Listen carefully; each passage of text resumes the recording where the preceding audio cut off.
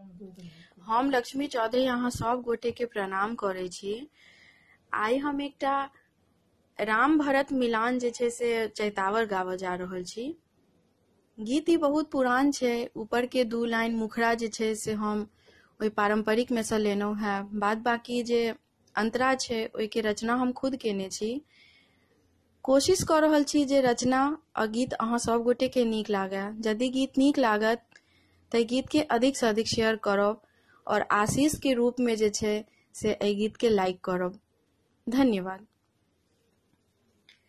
भरत चले हैं चित्रकूट हो रामा, राम को मनाने।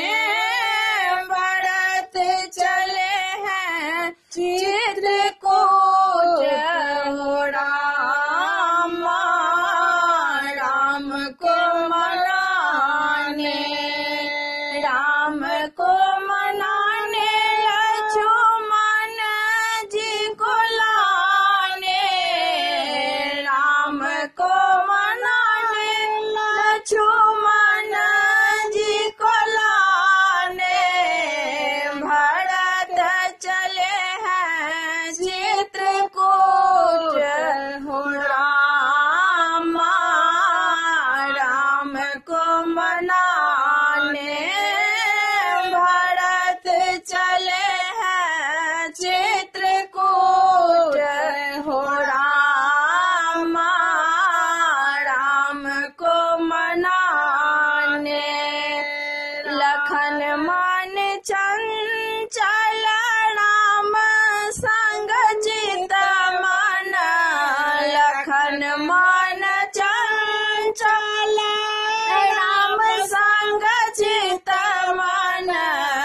उर्मिला को दरस दिखाने हो रामा, राम को मनाने। भरत चले हैं चित्रकूट हो रामा, राम को मनाने। राम को मनाने लक्ष्मण जी को लाने।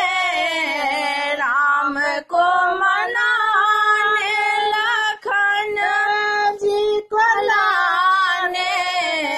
भरत चले हैं चित्रकूट हो रामा, राम को मनाने। भरत चले हैं चित्रकूट हो रामा, राम को मनाने। राम बिनु सुना भयो सगरो अयोध्या। राम बिनु सुना भयो सगरो अयोध्या। लक्ष्मण बिनु चौपाई हो रामा, राम को मनाने। लक्ष्मण बिनु चौपाई हो रामा, राम को मनाने। राम को मनाने लक्ष्मण जी को लाने। राम को मनाने लक्ष्मण जी को लाने।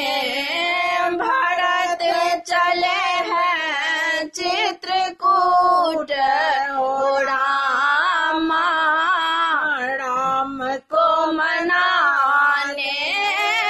भरत चले हैं चित्रकूट हो रामा, राम को मनाने। सिया बिनु महल की शोभा निराश भई। सिया बिनु महल के शोभा निराश भई।